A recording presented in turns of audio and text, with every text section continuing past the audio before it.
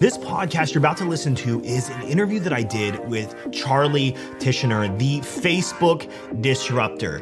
And he has a crazy story, from heroin addict and pizza boy to managing over $1 million a day for Nissan, and now he teaches how to do tons of this stuff. Charley's gonna break down what he calls his one campaign blueprint, how they're leveraging broad for massive scale, how they're being incredibly simplified and very focused with their advertising in a way that doesn't take 1 billion hours to manage. And then he shares his very strong feedback on some metrics like return on ad spend, ROAS, what so many of us in the advertising world know and love, and so many people flaunt it around. So please enjoy this episode with Charley Tishner. Everybody, today I have Charley Tishner, and he is known as the Facebook disruptor. And whenever I bring someone on that is like super nerdy and super talented, nerdy in a good way, and very talented, I get really excited, because especially when it's someone that I've actually followed for, you probably don't know this. I followed you for like 6 months now. I was first introduced to you by the founder of Zero Shoes, who I had on my podcast. I was at a marketing meeting at the round table with their whole marketing team. And he's like, have you heard of this guy named the Facebook disruptor? And I'm like, never heard of him. And this back in October of last year. And he tells me, you need to check this out. So we check it out. I get on your newsletter. I follow you on Instagram, and I've been watching all your stuff. And I'm like, I put you on my wish list of people to get on here, man. So I'm excited you're here. But for everybody listening, I'm just going to lay out the rap sheet real fast, so you kind of lean in and listen here. Charley has over a decade of experience in Facebook ads. Oh, that's a lot of experience. Over $1 billion in revenue driven. He has a client list of different 8-9-figure direct-to-consumer and some SaaS brands. He has worked with brands like CBS Television, Domino's, Nissan, Jamba Juice, and New Balance. I bet your dad is so proud. New Balance, man. You even got to do some stuff. I was part of I don't know if you remember, about 5-6 years ago, New Balance tried to get younger. Okay. Like, it used to be like the Mall Walker brand, and then they tried to go to like late 20s, but I was behind that. We got into like 35, 38. But yeah, that was, at the same time I was doing Disney stuff, and I worked with Activision and, Levi's and Apple. And, I used to be, wow. I was supervisor of the LA office at Omnicom Performance Media, called Resolution Media. So 7-figure daily budgets for just a ton of evil international conglomerate companies. So it's been a lot of fun. That's amazing. So now you call yourself the Facebook disruptor. Why do you call yourself that? Honestly, it was originally CT the Disruptor. It was a Twitter account, because when I first got onto Twitter, because I was doing some stuff with D2C Newsletter and Pilot House, and I got a Twitter account and I hadn't had one. And I was just excited because I had, over the years before that, been banned from every Facebook group where people talk about ads, because I was bad for business for every guru and their like nonsense funnels. And so when I finally made it back, I was like, I'm going to be able to talk to all the other people from the Disruptor group, because I was in the founding core 5-6 brands in the Facebook Disruptor group. 310 Nutrition, Purple Mattresses, Smile Direct Club, Movement Watches, and Match Group. Nice. I'm wearing a Movement watch right now. I love that. Nice. That's awesome. Okay, cool. And I was head up at 310 Nutrition at the time. But yeah, so I was part of the original core. And so I was just like, oh, cool. I'm going to finally get the chance to talk to all these people again. And I realized that like none of them were public about it. But it took me like 3-4 months to realize that. And I had already basically been branded at that point. And I realized that the world had moved on from what I had seen in 2015, 2016 of all these people teaching really bad information. And so a lot of the things that I had brought were apparently really disruptive to bad thinking. And so I just kind of leaned into it. And to be fair, like it fit. And I try to say that as, it's not there to be, I'm not trying to be, I don't want to be what I guess, argumentative or try to be contrarian. I instead want to focus on helping people think in a more productive manner than the myopic view that most media buyers have been taught to, because they were trained by somebody that doesn't know how Facebook works or don't care about business's bottom line as a standard operating procedure. And I think let's actually care about things that matter instead of the ego of the marketer. And that's going to make marketers a lot stronger and help prevent a lot of the damage that's been done by most marketers to most brands. Wow. It's pretty crazy. I agree with I love that. I think that's great. I think there's just so much. The problem in the marketing world, because we're both in it, and you've been in longer than I, is the ego is like the largest thing. I can't stand it. So when I see you'll never see me in front of a car in an ad. You'll never see my ads are goofy, us like having fun and doing stuff and your stuff that I've seen is very similar. So I love that you've really stayed true to that. So something that I watched not too long ago, and I think it was like a week and a half or 2 weeks ago. So you released a video and you called it From Delivering Pizzas to Running Ads for Nissan. Yeah. And I know in that at some point, I'd love to for you to just take us back a little bit here. Because I know at some point you were a heroin addict, a pizza boy, and now you've gone on to not only work with big brands, but now teach people how to do the same thing. How did those worlds even connect? Can you just bring us through that story to where you are now? Yeah. Basically, soon after high school, I became a pretty big drug addict, went to college, got a gig as a touring musician. I did that thing. I was a radio personality on Sirius XM, and I was rewarded for that kind of partying, but I got really good at self-promotion to the point where other people paid me to help promote them. And, you learn a skill when you're a touring musician and a radio personality. And, I went from answering phones at a AM radio station, having my own college radio, to being an afternoon drive time host on Bubba the Love Sponge. And then the Hulk Hogan sex tape happened. That ruined my radio career. A bunch of people caught charges. And I basically fled Florida to move to LA. And wait, hold on a second. Yeah. Let's just rewind real quick. What happened there? Hulk Hogan sex tape. And so how Hulk did you Hogan get tied had a into sex that? tape. Bubba the Love Sponge filmed Hulk Hogan having sex with Bubba's wife, and they were in on it. It was like a Florida thing, whatever, and no judgment.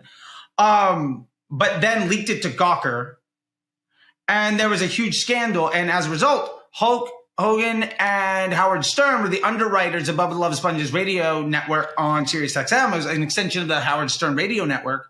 And as a result of that happening, they were just like, well, we're going to pull our funding. And I went from being an afternoon drive host with a couple million listeners around the world to chains on the door. And it was now a Howard Stern replay channel. Wow. And many other things had happened, but I basically had the choice of jails, institutions, or death. And I moved 2,500 miles and got sober. Wow. That's crazy. Okay. I started to do organic social media stuff for other things. And I got a job. My first gig was doing data entry at some illegitimate social media agency on Hollywood Boulevard for $10 an hour. And I ended up automating all my work. I ended up basically doing the work of 8 people in a couple of hours. I watched all of The Wire at my desk in about 2.5 months before I got fired. And I brought the biggest client with me.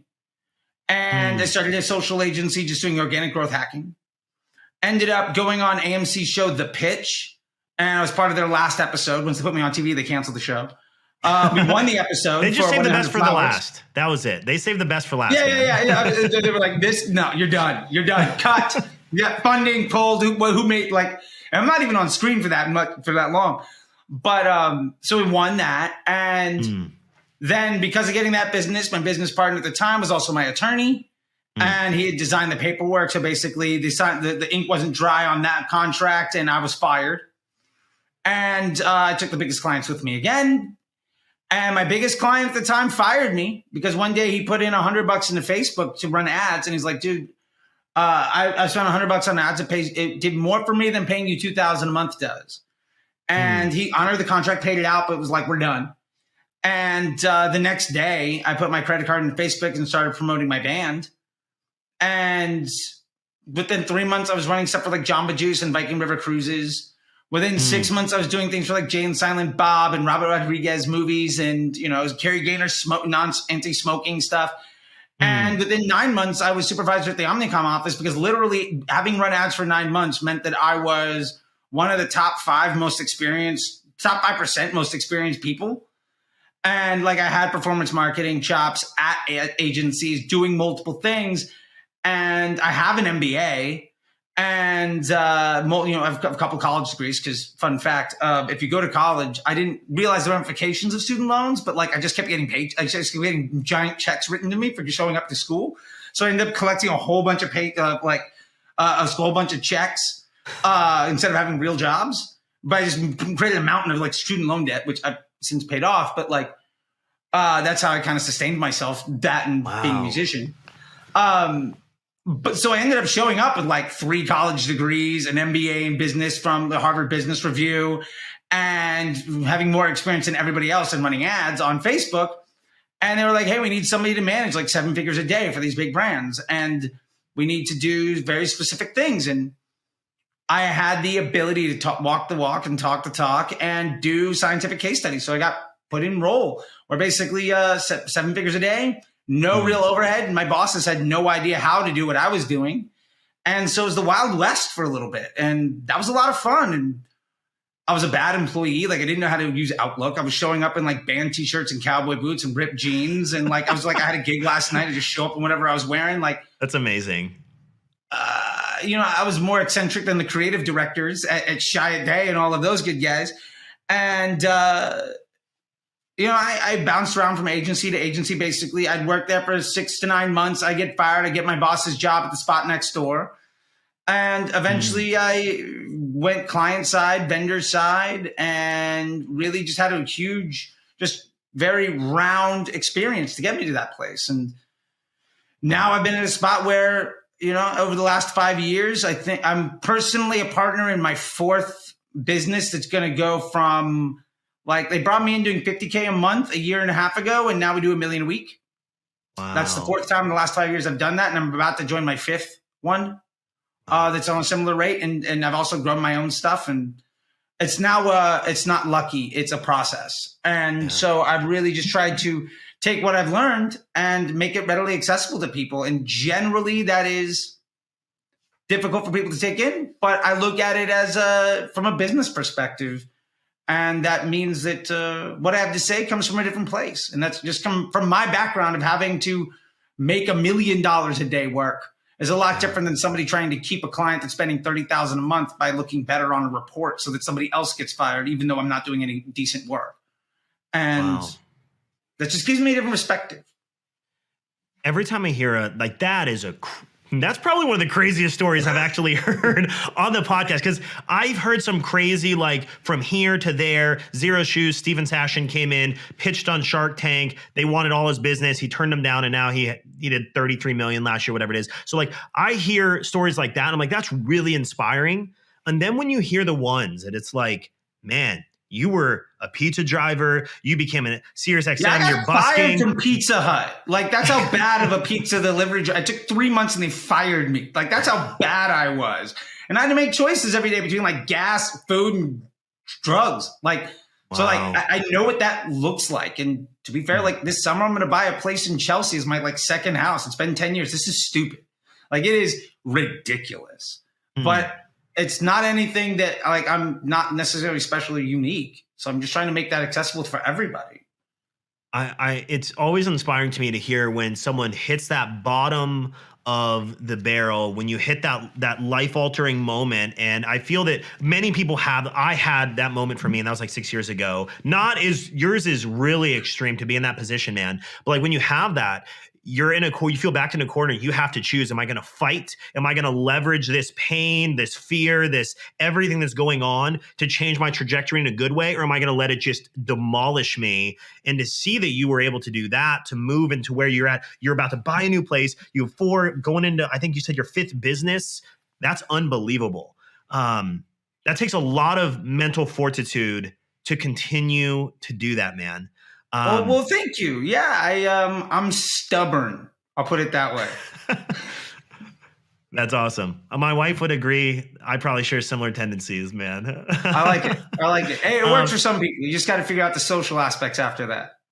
I want to talk. So you have something that you call the one campaign blueprint. I would like to talk about that if that's okay. But before we do, though, I want to talk about mental fortitude. One of the greatest things, because I teach a lot of Facebook ads myself for e-commerce, and one of the biggest barriers I think to many people winning is mental fortitude. They trust their emotions and they don't trust the mathematics of the situation. They let their emotions get in. They start touching things. And there's something you said in a video that I wrote down that was really interesting to me. And you said if you spend $1 million a day, you go to sleep and you make a mistake with a comma, that's a $50,000 mistake. Yeah.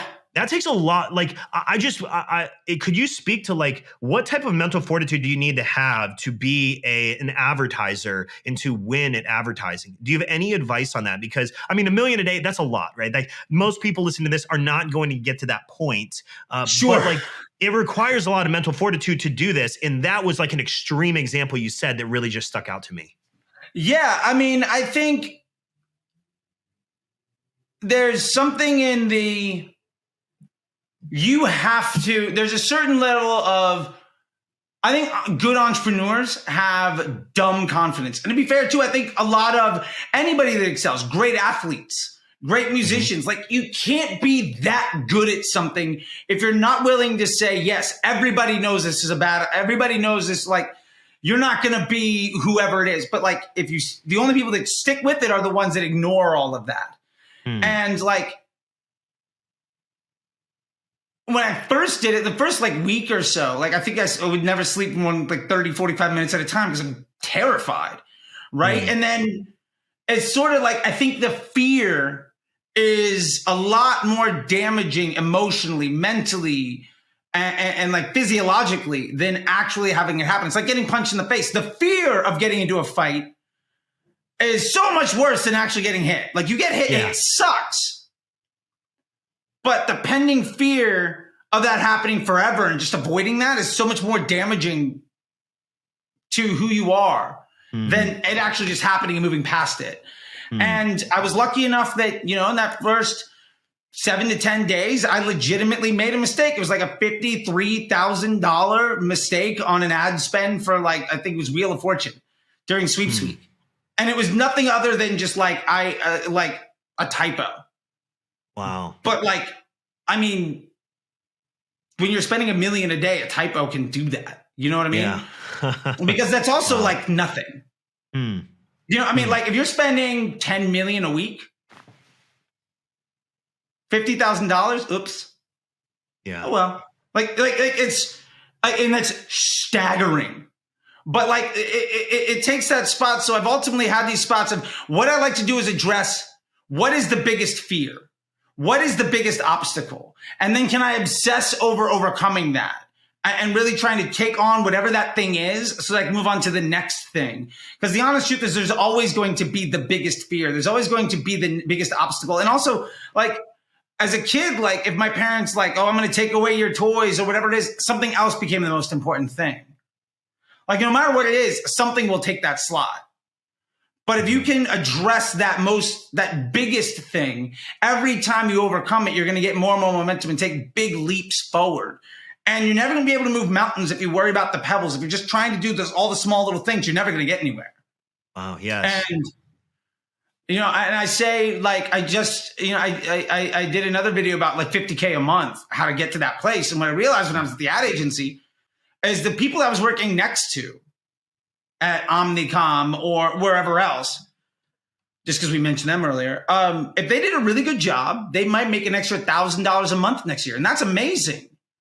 But we made a 20% commission on a 7-figure daily spend. I was generating a couple $100,000 a day in revenue. And I was getting paid $75,000 a year. Wow. Like that puts perspective into just the magnitude of everything. And so for me, what that did was it numbed me to the fear of the failure because the reward of embracing that and then overcoming it was so much more. So I just, part of the reason I was a bad employee is because I actively went out and did as many weird things as I possibly could with ridiculous budgets. Some of it I wasn't allowed to do. To be fair, it was probably a good move for them to move on. I wasn't a great employee there, but I learned a lot. And I've been able to share a lot of that with other people. So me being a bad employee there does more good than bad, I think. But the mentality of, I almost kind of got fatalistic. I was just like, I'm going to screw up. There are things that are going to go wrong and I can't plan for them. So let me put myself in the place where I have the most to gain. And then it becomes a game of just overcoming that biggest barrier. And that is massive. I think, I don't know any successful people that don't get to that place by obsessing overcoming the bigger problems. The avoidance of solving the bigger problem doesn't get you anywhere. That's good, man. There's always going to be the next biggest fear. And you know, I believe advertising, especially paid media buying, is such like a mental fortitude game that you level up as you go. Like I think that you ascend through levels. The first time you spend 1,000 a day or 2,000 or 3,000 or 5,000 or whatever that is, a million, you were like thrown in the deep end, it sounds like. But for the rest of us that are like growing our businesses, you start to tear up through this, but you have to have mental fortitude. You have to trust the process. You also have to try to like break things to get to that next level, it sounds like. Which if we could, I'd love to, let's segue into the one campaign. Like if we're going to get a little tactical, sure. You've run a lot of ads and I've seen this, or you've run a lot of ad spend in your experience. And I have a lot of different campaigns going, a lot of accounts we manage, different types of campaigns, et cetera. But I've been seeing this ad for a course you have called the One Campaign Blueprint. Yes. You'd be willing to share that with us a little bit? Yeah, sure. I mean, and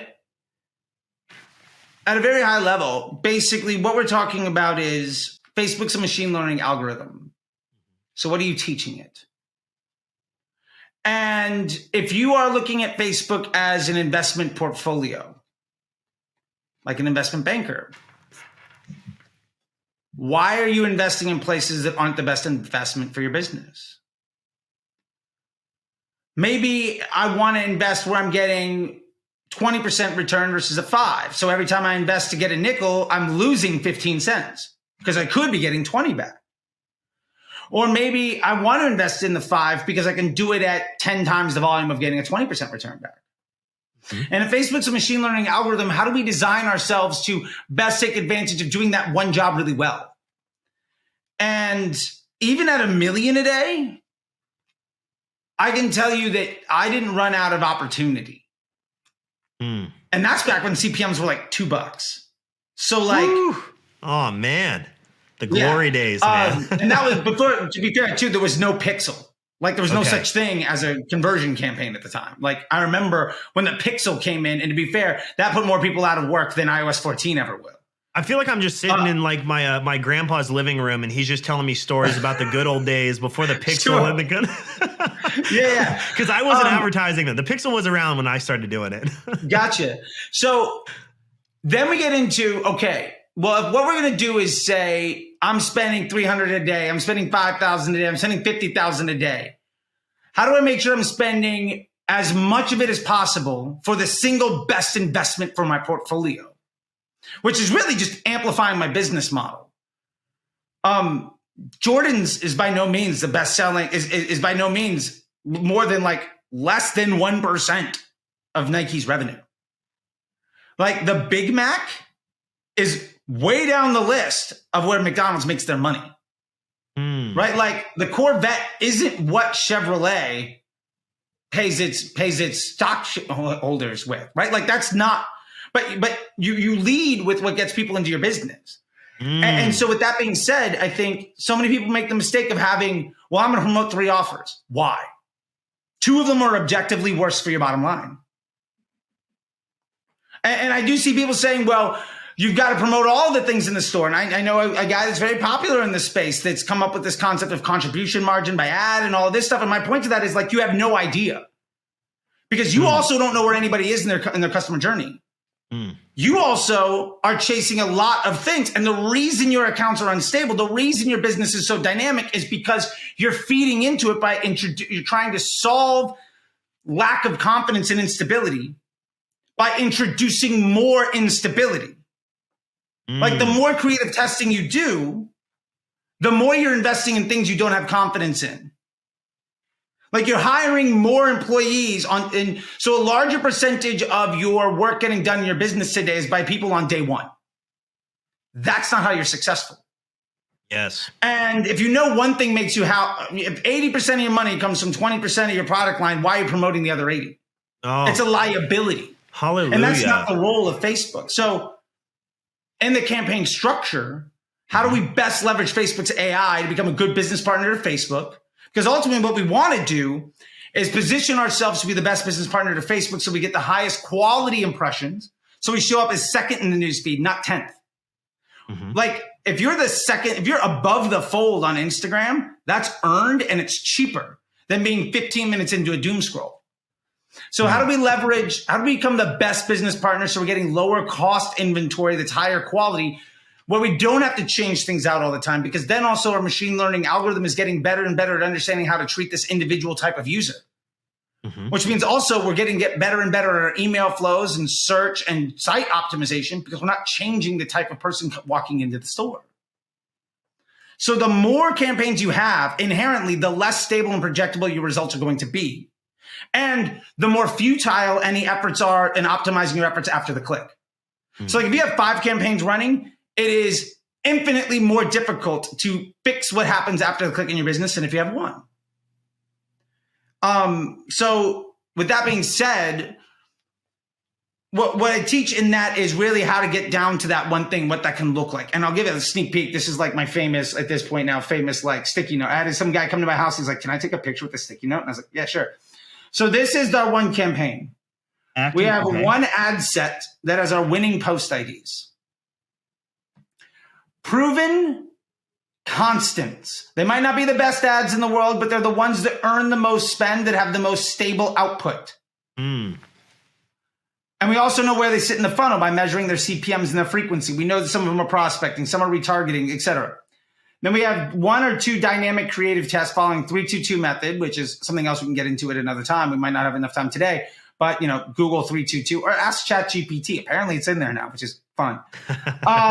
It's nice to know that I've contributed to ChatGPT. And the idea is these are all targeting broad, so age, gender, location, and it's a CBO. And so basically any ad that gets delivery has earned that delivery based on the meritocracy of the end user experience. How good am I as a business partner to Facebook? Mm. And then if I'm a good business partner by giving people content they want to see, and that positively moves the needle across my entire business, my unit economics of the acquisition of revenue, then it's good. If it doesn't, then it's bad. And the more complicated your ad account, the less likely you are to be able to point to any one ad and say, well, the ROAS on this is great, the CPA on this is great. And I'll say, great, what happened to your bottom line because of that ad? Well, like, I can't know because I'm running all this other stuff. Like, okay, so what you told me is you're spending a lot of money and have no idea what anything's doing to your bottom line. Mm. That to me sounds terrifying, right? Mm. Like if I'm spending $10,000 a month and that really matters to me, if I'm spending $10,000 a day and that really matters to me, and you can't tell me the impact of any one of those investments on my overall efficiency as a business on the acquisition of revenue, then what are you doing? Because like you telling me that you have no idea what you're doing and you're trying to just kind of measure these amorphous things in some way that you can't describe to me. So as a business owner, I'm looking at it and saying, I'm giving you my money to manage what's going on, and you can't tell me what happens as a result of it. To me, that is a negligent financial manager. And sadly, that probably represents 95% of people running Facebook ads, which is why 90% of ad agencies fail 90% of their clients. Yeah. So the one campaign blueprint talks about that stuff. And in Disruptor School and the Facebook Ads MBA program, we get so much deeper because that's easy to set up. Mm-hmm. It's now what do we do with that information? Because Facebook is software, so it works the same for everybody. That is the most efficient way of managing your ad account like an investment portfolio to leverage machine learning for stability, where you have an appreciating asset so your ads only get better if you don't touch them. Like literally, if you do nothing, it'll just get better over time. And then how to strategize around what tests to run. And then all of the other things, now that Facebook is 45 minutes a week, what are you going to do with the rest of your business and the rest of your time? So like that's what it's all built around. So the one campaign sort of teaches you that introductory piece. Disruptor School says, all right, how do we do all of that plus all of the other things in the business? Like, and we have courses in there, master classes in there from like Sarah Levinger on consumer psychology, and stuff from this guy Glenn Rudin about brand positioning, me on PSM, which is what you should actually be measuring, not ROAS or silly things like MER and contribution margin, whatever. And we're also getting stuff in from Buddy Raoul. It's going to teach like Google Ads, Google search for Facebook marketers, and how Jesse DeBear from Mute 6 is teaching like how to do onboarding as an ad agency. So all the people that I know that are excellent, you get to learn from all of them about how to do all the things now that Facebook is easy. Because Facebook itself is extraordinarily easy and simple. And if you don't feel that way about it, it's because the people teaching you how to use it fundamentally don't understand how it works, or the way that they're defining success isn't aligned with what you need from the investment. And I don't know that in most situations, that's not out of neglect or malice. I think it's a lack of overall exposure to the impact of your work.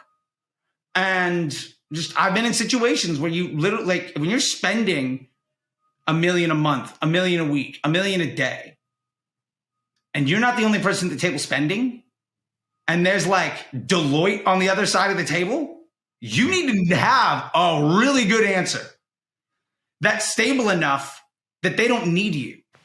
Otherwise, you're never going to be able to exit the business. And all you really ever did was build yourself a day job where you're going to work harder and harder and harder and bring home less and less and less. Because I know plenty of people running 8-figure businesses that take home a lot less than I do. And a lot of other people do that have just a simple system that produces a high upside. So I think it's somewhere in that is sort of what we talk about and how to take a look at things. It's really interesting. Every time I talk to someone who's like in our world and ecosystem, like what we live and preach and do, it's always exciting to see overlap. So like one thing that I saw, there were two steps that I had read on your one campaign blueprint that you talk about is you say step 1, stop wasting time with targeting, let the ads do it for you. And then step 2 is to run traffic to the lowest cost audience. It's interesting because like we've been teaching for so long and telling our people, like it used to be you go super mediocre, crappy ad, like whatever, just lob it out there to a super niche audience and you can gain some traction. And now we've seen a shift to where you need great ads to larger, broad, and you start to see, let the AI, you let the machine learning start to work in. Yeah. Is that your belief as well? So is that like where you're in line with? So that change happened in 2018. Mm-hmm. So for the last 4 or 5 years, that's been the standard. Before 2018, Facebook operated like Google Display, where it was random distribution within an audience. So you had to target to make sure the right people saw your ads. In 2018, Facebook brought in widely available something called advanced matching, which allowed you as the advertiser to leverage everybody else. So if you're learning a lead campaign, it's going to leverage everybody else that fires a lead pixel. If you're doing e-commerce, everybody else that adds the cart, everybody else that views products. What's the metadata on that product? For instance, when I was running New Balance, we found at scale, 2/3 of the money we spent where it was our business's first impression with the customer was somebody who had abandoned cart in the last 7 days at one of our competitors. The idea is not that you have to create a funnel, because you can't. The average customer journey is decades long. The idea is that you need to earn the attention when somebody is making that decision on their own right. You need to earn that place in their customer experience. And so ads do the targeting, because if you put in no parameters other than age, gender, location, Facebook's going to show that ad to the person that most wants to see it. That's going to have the best estimated action rate. So if the type of attention that you're buying isn't good for your business, the ad isn't good enough. Or the way you monetize that attention isn't good enough. So if you launch into a broad audience like this, because I can hear someone listening right now saying, Charlie, I've launched abroad, I've done exactly that, and I haven't seen traction within the 3 to 7 days. Like, haven't gotten any, I've got no purchases. Insert whatever. What would your response be to that? Is it do you think it's the ad then in that scenario? Yeah, I think 3 things. Number one, what happened to the rest of your business when you did that? Half the time I have a conversation with people like, man, my business is great. If I can just make Facebook work, it's going to be awesome. It's like, well, what happened? Well, we did X, Y, and Z. We've been trying the broad now for like a month. It's just not working. I'm not seeing any sales. Like, but when you started broad, did you start to earn a lot more money? Maybe your attribution isn't there, but as soon as you went to broad, your actual organic search went through the roof. Your direct on Google Analytics went through the roof. Your search volume on Google went up. The performance of your organic social improved. Facebook is a business model amplification device. It just says whatever you're doing, it's throwing more volume into whatever you're doing.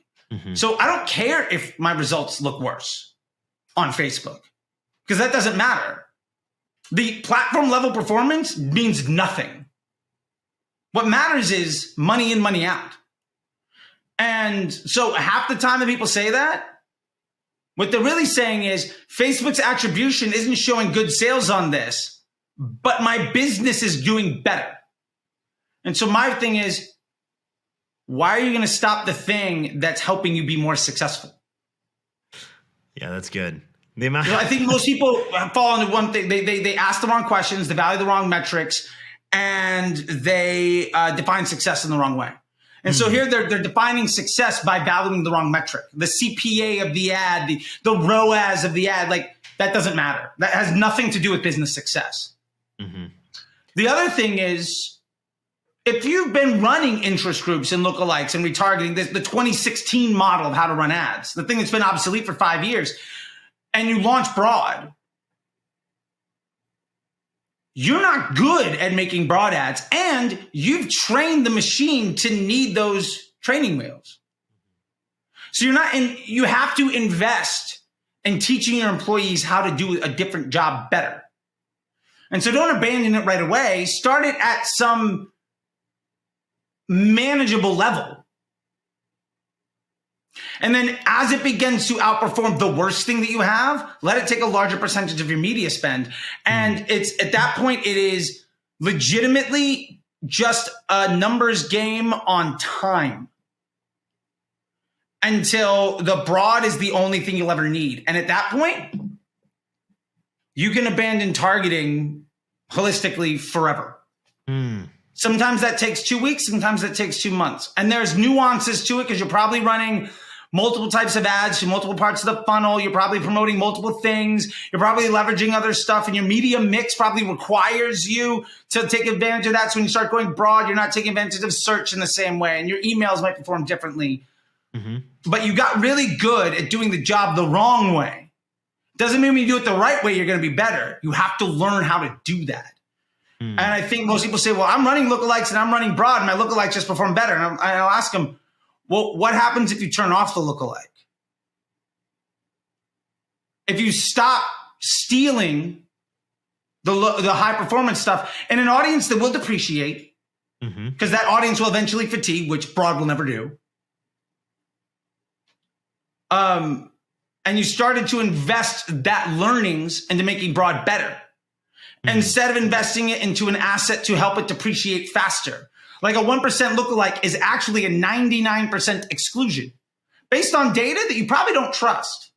Like, do you legitimately trust Facebook's data on targeting on, like, do you think it's complete on the purchase information or like website visitors or any of that stuff? Like, do you legitimately want to exclude 99% of people that want to see your content? Because a data point that you don't trust, and you're going to find a 2 million person audience that looks like a data set that you don't trust to exclude the vast majority of people and expect that to be, as a depreciating asset, a good investment. Like, you're never going to get rich by buying stocks high and selling them low as a standard operating procedure. But that's how most people run their ads. And that makes no sense.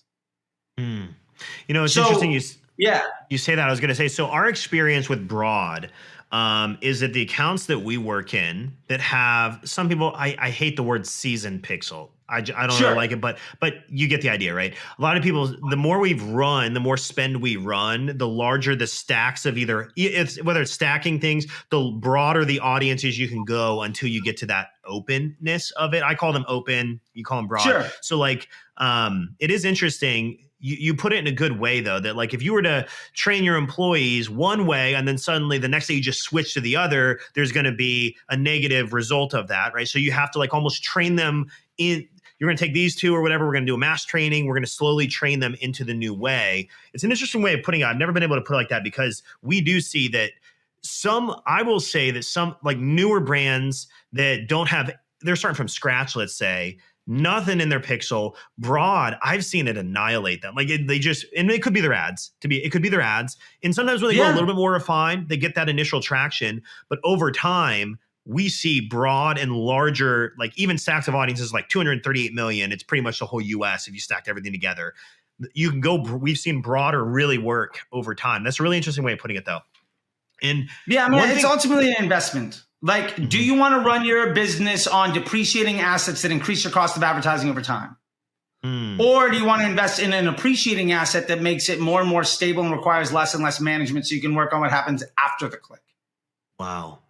One of those is infinitely more powerful. And one of them will eventually, if you carry it out to the nth degree, make it so you can't advertise on the platform. That's an interesting It's a zero-sum game as far as I'm concerned. That's an interesting perspective on that. I like that. That's great. One thing you've said several times now, and I've seen your t-shirts and your perspective on ROAS. Let's talk about that a little bit because ROAS is flaunted like, oh, we get a 16 or a 10 ROAS or whatever, and they probably sell like one $50 product for $5 in daily ad spend. What's your hang up in issue with ROAS? Sure. Well, let me ask you this. What is ROAS? Other than return on ad spend? Yeah, but like how are you defining it? Just simple revenue divided by ad spend. Okay. So it's attributed revenue, which, to be fair, we're not getting attribution credit for everything, and multiple channels are taking credit for that sale. So it's non-incremental, highly duplicitous revenue that's not 100% accurate based around the average order value of a customer. And somebody could spend 200 today, they could spend 20, they could spend 2,000. So you can't control the AOV and you have no confidence in the data set. Divided by the spend today that it took to get the transaction, but how much did you spend to get that customer? Was it 5 cents? It could be. Was it $700 because you've been targeting them for 6 months? You have no idea. And then basically, so now you're using that as a data point to say, well, Facebook's bringing getting this credit, but is that actually even good for you? I've seen so many businesses get worse and worse and worse as the ROAS goes up because they're chasing profit margin on Facebook, but it's not incremental.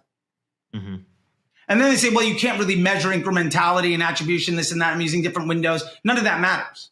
That has no bearing on any actual business success or performance. Before digital marketing, people spent plenty of money, and it had nothing to do with a pixel, nothing to do with credit for the sale. When you buy a car, it has nothing to do with the salesperson on the lot. But like, that's not why you walked into Kia today. You know what I mean? Like, so if the numerator is a number that is not absolute, that you can't control, that is not incremental, that you don't have confidence in, and you're dividing it by a number that doesn't give you actionable insight for future actions. At best, it's a retroactive efficiency measurement that we can't trust.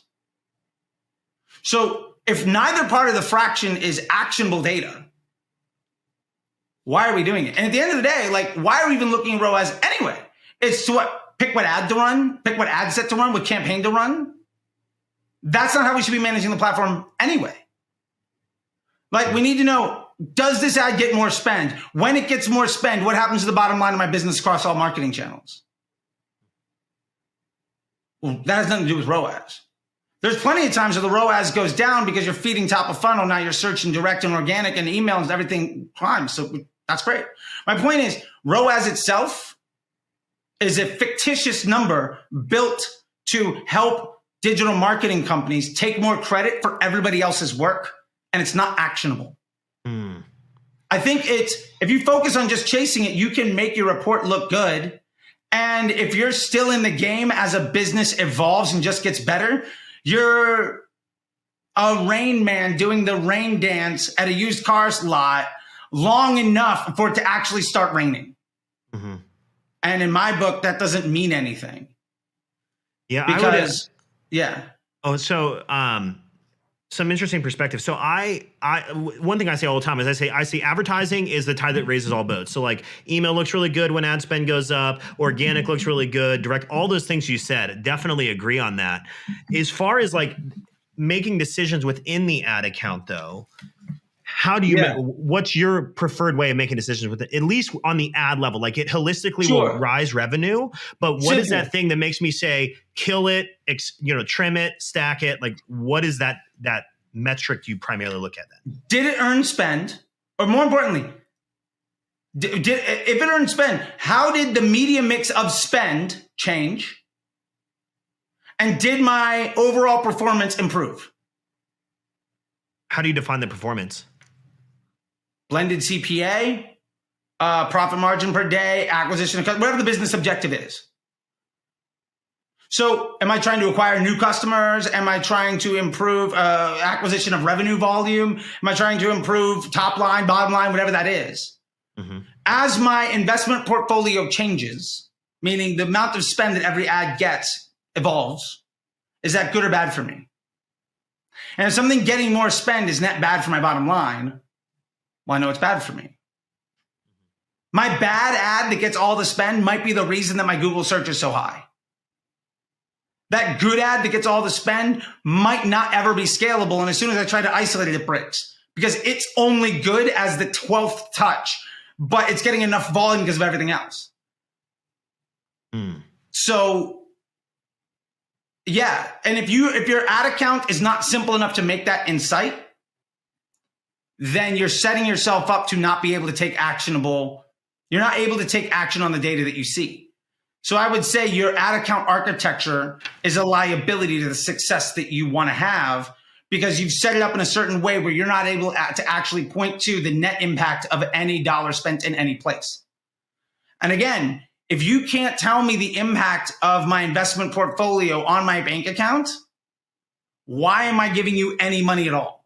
That's good. I want to just kind of to close here, just be respectful of your time.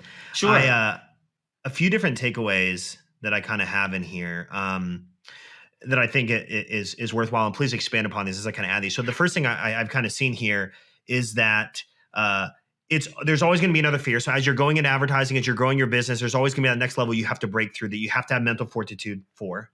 The second thing I believe, or that I've seen, and you've talked about, is that simplicity is better than simplicity over complexity. Too many people are super complex, really diverse, burning themselves out in a lot of different areas, and they're wondering why nothing works. And then the last thing you said was really good. Is just you said net impact, blended CPA. Some will look at MER. Some are going to look at blended CPA. If no one knows what those are, go Google those. I would say MER is another fictitious thing that matters that has no bearing on anything. It's a fancy version of ROAS. MER has no impact on the efficiency of future acquisition. You can't take a marketing efficiency ratio and then project that out because tomorrow the unit economics of attention are going to change. So that also lacks any actionability, just like ROAS does. It's a higher level, so it's a higher quality lie, but it's also ultimately at its core the same ego-based metric that doesn't improve anybody. Like you'll never watch Shark Tank and say, "What's your MER?" Yeah. You'll never see anybody say that. No, like that, because that doesn't matter. Like a good MER is completely dependent on 1,000 other things. And honestly, answering those 1,000 other things makes the question of MER completely useless. One thing they do ask is, how much does it cost to acquire a customer? That is one thing that they say. Yeah, that's your CPA. Done. How much does it cost to produce your product? That's your COGS. How much is the customer worth? That's LTV. Boom, there's your PSM. How much more can you spend to acquire a customer at scale? That's the only question you need to ask. That's profitable scaling margin. And I've got an entire masterclass on that in Disruptor School. So you can run your business like it was a Shark Tank inside of your school instead of some 24-year-old kid that wants to decide whether or not they want to do this with the rest of your life and giving them all the money for the future of your growth and like struggling when it doesn't work out because you've trusted somebody that has no idea how business works, that has been taught to value their ego over your bottom line. And oh, shocker, like it's not good. You just described 98% of marketing agencies. Yeah. And it's not a slight. There are very good ones out there. It's just, you got to know what to care about. But yeah, dude, thank you so much. My handle's down over here. It's at CT The Disruptor. You can also check me out at disruptorschool.com. Follow me on all the things. I'm literally on every social media platform posting multiple times a day. And I'm wide open to any questions that anybody has. And if you disagree with anything that I say, you have an alternate take, please challenge me and have that conversation because that's how I get better. And like, I'm very open to it and I love it. And as much as I give out, I'll take, and we'll go out for sushi afterwards. I love it. One final thing I'm going to close on, and this is actually a quote from you, Charley. In a recent video, you said, ultimately, I should be dead right now. So every day is a gift and I try to give it back. And I appreciate you, man, for giving this back to our audience, for giving this to me, man. I appreciate you. If you guys don't follow Charley, you need to. He is level 100% every single video, and I appreciate that. So, man, thank you for being here. Everyone, you've been listening to the E-Commerce Alley podcast, produced behind the scenes of the legendary Dylan Count, and we'll see you in the next video.